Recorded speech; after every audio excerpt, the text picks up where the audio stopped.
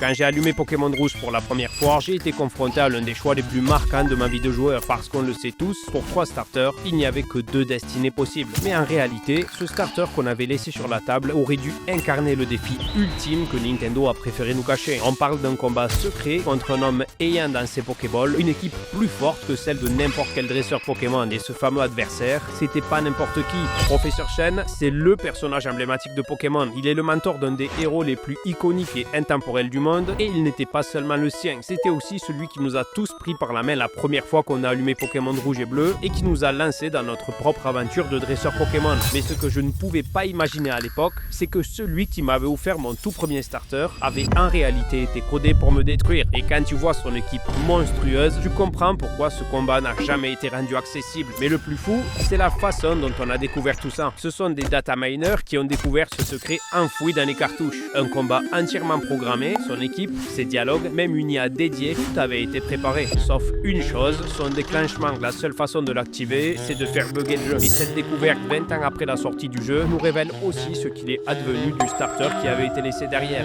Mais ça, ce n'était qu'un morceau de ce que le jeu avait gardé pour lui. Parce que dans cette version secrète, une fois la ligue vaincue et ton Pokédex plein, si tu retournes voir Chen à son labo, il décide de vérifier si tu mérites vraiment ton titre de meilleur dresseur. Un combat final s'engage alors face à celui qui nous avait lancé dans notre aventure. Et cette fois, il t'attend avec une équipe au niveau démentiel, plus forte que tous les dresseurs que t'as croisés du regard d'un jeu. Tauros, Arcanin, Noix de Coco, Léviator, et son dernier Pokémon, c'est le starter que personne n'avait choisi au début de l'aventure. Moi qui pensais qu'il était resté sur cette table, il avait finalement été élevé par Chen pour devenir ton ultime adversaire. Alors je sais pas pour vous, mais dans mon cas c'était Florizarre évidemment.